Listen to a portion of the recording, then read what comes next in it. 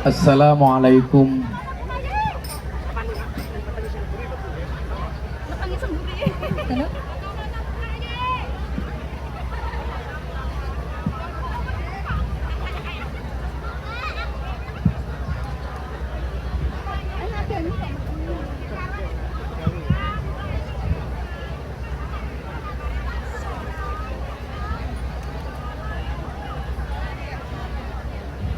Tes. Cek, cek, cek, cek, cek, cek.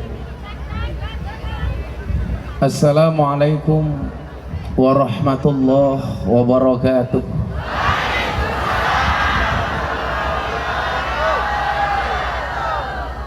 Alhamdulillahil qail. A'udzu billahi samil alimi minasyaitonir rajim. Inna rahmatallah qaribum minal muhsinin. Wa qala aidan innallaha yuhibbul muhsinin. Allahumma sholli wa sallim wa barik ala hadan nabiyil karim sayyidina wa maulana Muhammadin wa ala alihi wa ashabil mujahidin at-tahirin. Rabbi shrah li sadri wa yassir li amri wahlul 'uqdatam min lisani yafqahu qawli, amma ba'du. Hadratal muhtaramin, para masyayikh, para kiai, para alim, segenap jajaran Tanfidiyah dan Syuriah, pengurus cabang istimewa Nahdlatul Ulama Taiwan, beserta para tokoh yang hadir yang saya muliakan, para pejabat yang berkenan hadir dari KDI yang saya hormati, segenap panitia penyelenggara peresmian Masjid An-Nur yang mudah-mudahan Allah ridha karenanya, dan Bapak Ibu, saudara-saudara sekalian, warga PMI yang berbahagia. Ada gajah makan semangka, kembali berjumpa dengan Gus Miftah, Presiden para pendosa.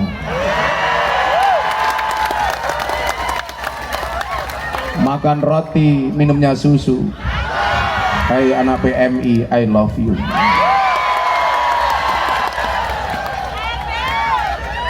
Itu Gus Miftah, I love you. Bila dukun mampu membunuh tanpa menyentuh, yakinlah Gus Miftah mampu membuatmu rindu tanpa harus bertemu.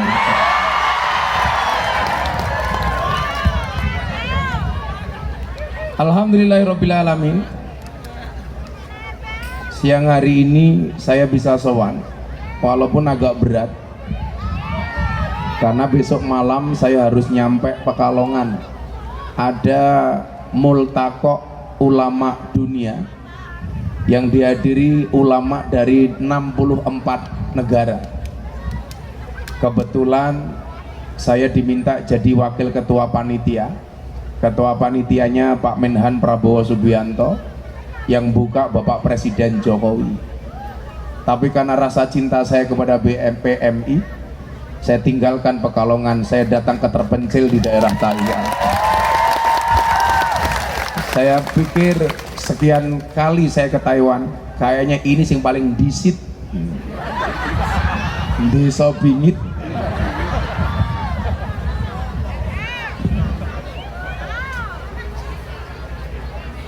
Bapak Ibu sekalian yang saya muliakan, beberapa hari yang lalu viral terkait ceramah saya tentang boleh tidaknya seorang perempuan itu bekerja.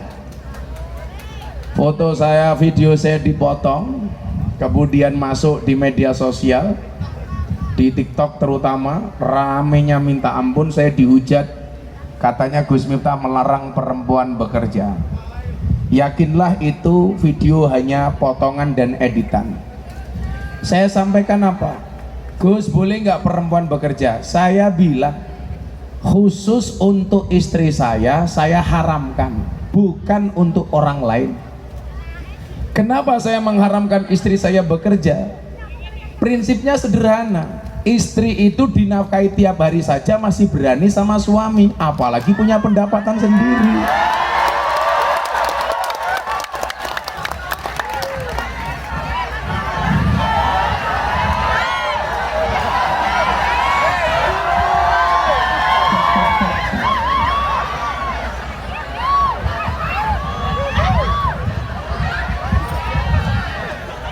Suami bekerja sebagai PMI saja di Indonesia, malah istrinya cari-cari sendiri. Cuman saya bilang, kalau kemudian keadaan memaksa seorang istri harus bekerja, maafi muskilah, tidak ada masalah. Apa yang saya jadikan dasar kenapa saya melarang istri saya bekerja? Nabi Muhammad SAW itu membagi tugas antara Sayyidina Ali dengan Siti Fatimah Az-Zahra. Bagaimana pembagian tugasnya? Qada Rasulullah SAW ala ibnatihi Fatimah bi khidmatil bait wa qada Ali bima kana kharijan minal bait. Siti Fatimah mengurus urusan dalam rumah, sementara Sayyidina Ali mengurus urusan di luar rumah. Tapi ini nggak ada larangan para perempuan bekerja. Maka saya katakan, namanya hukum itu bisa diperlakukan suami kepada istri. Kenapa? Karena laki-laki itu imam. Maka dulu begitu saya menikah dengan istri saya bilang, cukuplah kamu menjadi tulang rusukku, biarkan aku menjadi tulang punggungmu. Kenapa mas? Karena laki-laki itu tulang punggung, bukan tulang tulung.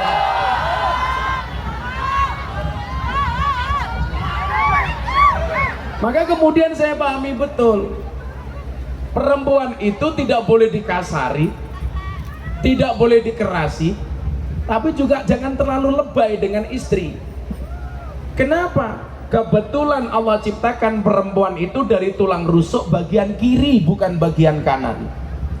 Kenapa perempuan tidak diciptakan dari tulang kaki? Supaya tidak diinjak-injak oleh laki-laki.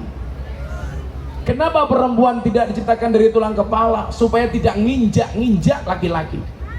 Tapi perempuan diciptakan dari tulang rusuk bagian kiri yang dekat dengan jantung dan hati. Kenapa? Karena pada dasarnya perempuan itu suka disayangi dan suka dicintai. Tapi kemudian apa? Bahwa banyak laki-laki ini kemudian terjerumus kepada persoalan perasaan. Padahal Allah takdirkan laki-laki itu besar akalnya, perempuan besar hatinya. Artinya apa?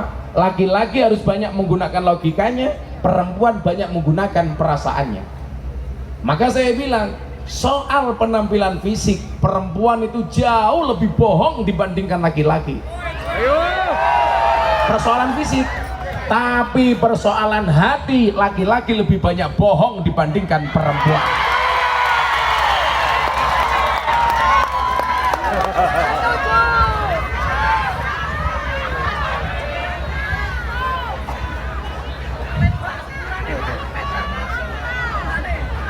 Kalau persoalan fisik, perempuan jauh lebih banyak bohong dibandingkan laki-laki. Makanya saya banyak gagal paham kalau melihat wajahnya perempuan. Hampir saya nggak bisa membedakan ini wajah apa papan karambol.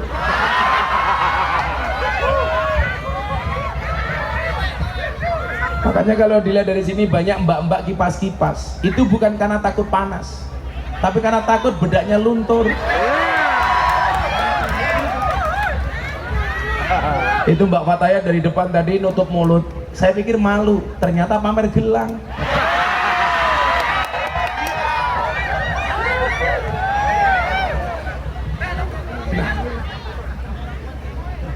Inilah alasan kenapa laki-laki sampai harus bekerja di Taiwan. Karena mereka sadar diri bahwa mereka adalah tulang punggung bagi istri. Bagaimana keadaannya ketika seorang perempuan bekerja? Ada solusi. Dalam surat An-Nahl ayat 97 Allah jelaskan, man amila saliham min dzakarin aw unsa.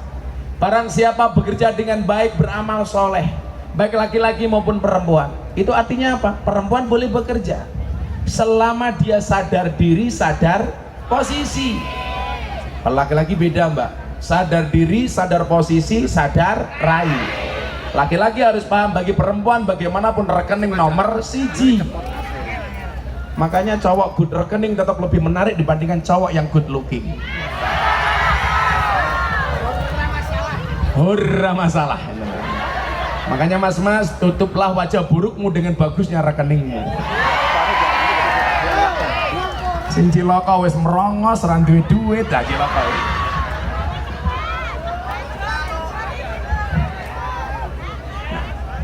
Berarti apa? Man amila sholihah min dzakarin aw unsa, laki-laki boleh bekerja, perempuan boleh bekerja.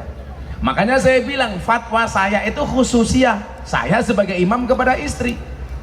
Contoh, saya memberikan fatwa kepada istri saya. Dari awal pernikahan saya bilang, saya sebagai imam mengharamkan istri saya sebagai makmum untuk membuka HP saya. Boleh wong lanang kok. Tapi saya juga kemudian apa? Konsisten. Ketika istri percaya tidak buka HP saya, maka saya tidak menggunakan HP saya untuk hal-hal yang diinginkan, yang tidak diinginkan.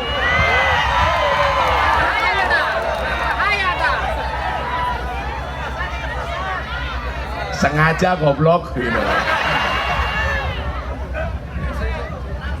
Jadi nggak ada istilahnya istri saya berani buka HP saya, itu nggak berani, karena dari awal komitmennya apa? Saya juga tidak pernah buka HP saya, sehingga sama-sama percaya. Kan kita kadang-kadang enggak di kamar berdua suami istri, sing lanang chatting sopo, sing wedok chatting sopo, sing wedok buka opo, sing lanang buka opo, sing wedok buka pengajian, sing lanang buka konten jilbaban ngemut es krim.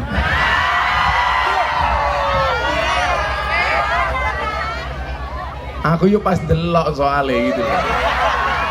Karena saya ditanya, disuruh komentar apa pendapat Gus Miftah, kan nggak mungkin saya bisa berpendapat kalau saya tidak melihat video aslinya. Makanya saya selalu berprinsip, gunakanlah waktumu sebaik mungkin. Kenapa? Karena sedetik saja berharga, apalagi 19 detik.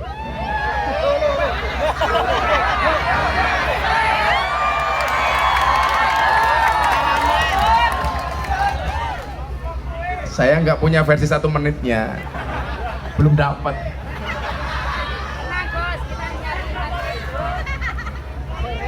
Kalau an-nakhl ini sebagai patokan, berarti perempuan boleh untuk bekerja, nggak ada masalah. Selama kamu sadar posisimu sebagai seorang perempuan. Perempuan boleh bekerja, boleh mempunyai penghasilan bahkan lebih besar dibandingkan suami.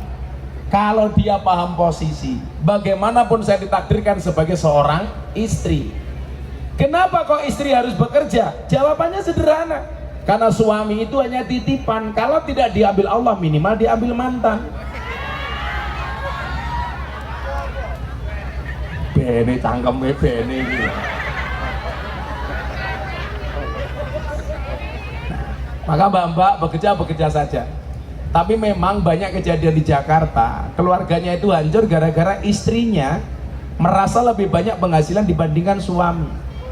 Maka kemudian dia berani semena-mena dengan suami, itu yang tidak boleh. Cangkeme mbak, rungokno mbak.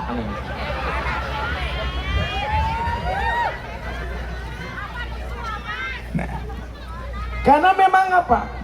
Derajat laki-laki itu bekerja, mas. Wa quli amalu fasayarallahu amalakum wa rasuluhu wal mu'minun. Wong lanang kerja, maka Allah akan melihat pekerjaanmu, maka Allah akan memperhatikanmu. Wis wong lanang ora gelem kerja, ingah-ingi, kluntang-kluntung, papoh, turu-turu, ngacengan bisa nelas.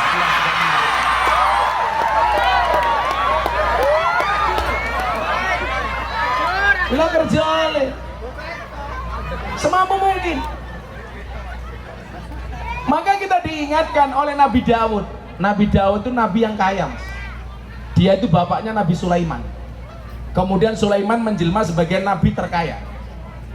Sampai kunci gudangnya Sulaiman itu hanya mampu diangkut oleh 90 kuda terbaik. Saking banyaknya gudangnya Sulaiman. Tapi yang perlu Anda tahu apa? Kunci gembok bukan gemboke. Kuncinya itu nggak mampu diangkat 90 kuda terbaik. Nabi Sulaiman itu saking kayanya, Ratu Bilqis mau nyuap emas berlian ditolak. Tapi sebaliknya, ketika dikasih ucapan terima kasih sama semut atas tidak diinjaknya semut oleh Nabi Sulaiman, diterima sama Sulaiman. Yang pengen saya sampaikan bukan itu. Beliau duduk di depan masjid setelah sholat duhur bersama orang miskin. Beliau katakan apa? Miskinun yujalisu miskinan. Orang miskin duduk dengan orang miskin. Orang miskin ini bertanya, Sulaiman, Anda itu raja, kaya. Kenapa Anda mengatakan orang miskin duduk dengan orang miskin? Apa jawaban Sulaiman? Saya tidak pernah makan uang kerajaan.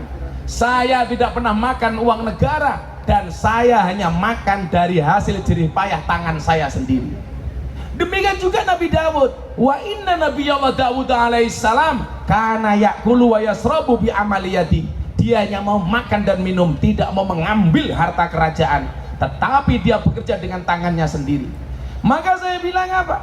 Boleh orang itu jadi pejabat, syaratnya satu bagi saya. Kaya dulu jadi pejabat itu jauh lebih keren daripada jadi pejabat baru kaya. Orang pasti curiga. Makanya kalian di sini berbangga hati. Lebih baik tanganmu kotor tetapi hasilnya bersih daripada banyak orang tangannya bersih hasilnya kotor. Betul? Makanya santai wae, tanganmu kasar kapalan tok. Besok hisapmu di akhirat ini nyantai. Kowe tangoni karo munkar nakir ning alam kubur. He PMI, man rabbuka? Jawaban kamu nanya. Langsung diebung cangkemmu karo malaikat. Dier. Gelalang gelundung. Malaikatnya bengok to, ganjel to. Arep diebuk meneh PMI bengok pelan-pelan Pak sopir. Ini besok jadi saksi. Tangan kamu yang berkapal itu akan jadi saksi bahwa tanggung jawab sebagai seorang laki-laki. Dikatakan qawwam. Qawwam itu tidak hanya imam, Mas. Qawwam itu artinya bertanggung jawab, nafkah lahir dan batin. Banyak orang yang kelebihan lahir kurang batin gak bagus. Banyak orang yang dikasih nafkah batin gak ada lahir juga gak bagus. Kerja terus ratau kelon yo rapi, kelon terus ratau kerja yo ora apik. Kalau kalian di Taiwan kira-kira kerja terus atau kelon terus gak pernah kerja?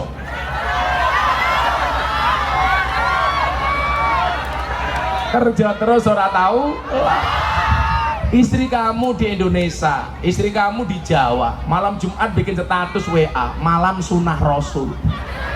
Kayak karo sopo, cok. Malam sunah Rasul kok nganggo sabun nih kok ngendi?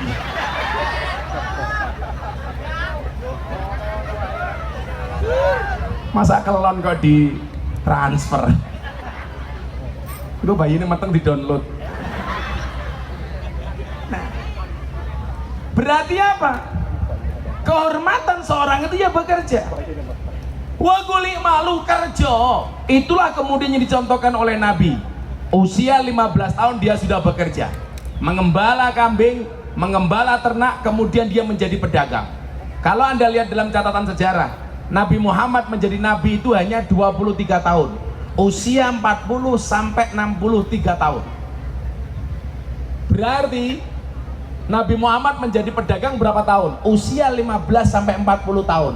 Nabi Muhammad menjadi pedagang 25 tahun. Maka sebenarnya idealnya sesuai sampean ning Taiwan jangan lebih dari 25 tahun. Ada yang lebih? Ada yang lebih? Banyak. Sampean Pak Zairin berapa tahun di sini, Pak? 13 tahun.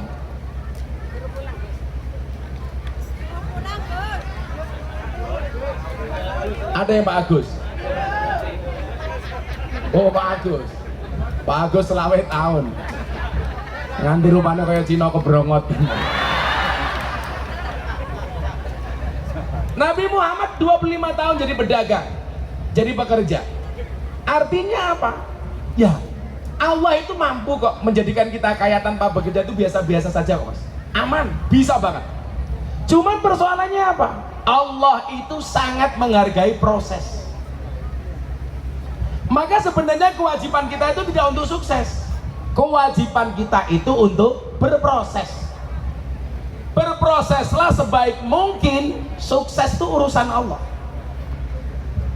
Maka fokuslah kepada proses, jangan berorientasi kepada hasil. Contoh, saya dulu gemuk banget bisa menjadi six pack. Orang bilang, Gus Miftah niat diet, sama sekali. Sampai hari ini saya nggak pernah diet. Cuman saya mengatur pola makan. Kan banyak itu diet, ada diet mayo. Akhirnya terjadi apa? Mayoritas gagal. Ada lagi diet keto. Ketok sego yo mangan sego. Ketok iwak yo mangan iwak, ketok rondo yo mangan. Nggak bahaya tah?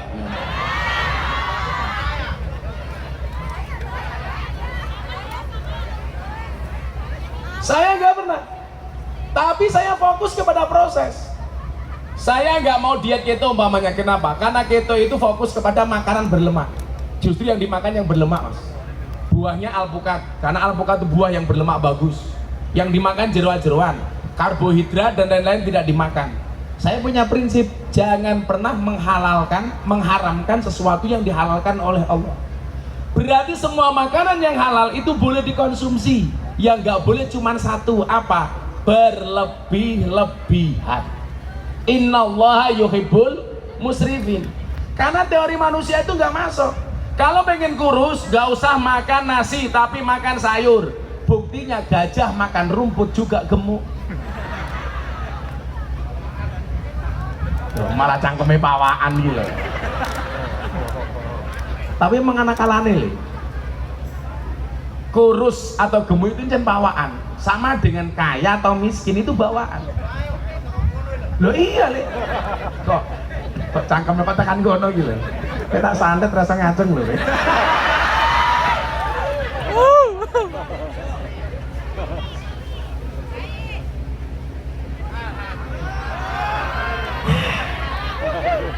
Di dunia ini hanya dua hal yang bisa membuat saya satu kopi, dua istri.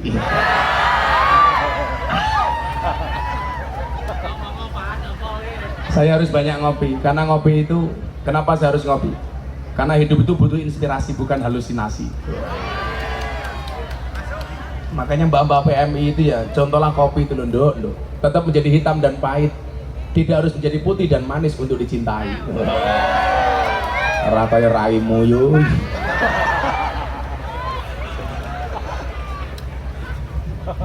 Ya, hitung-hitungannya gini nih, gemuk atau kurus itu pawaan. Faktanya apa? Orang makannya banyak tetap kurus. Tapi kadang-kala orang makannya dikit tapi gemuk. Kalau orang makannya banyak tetap kurus, itu dua kemungkinan, anugerah atau azab.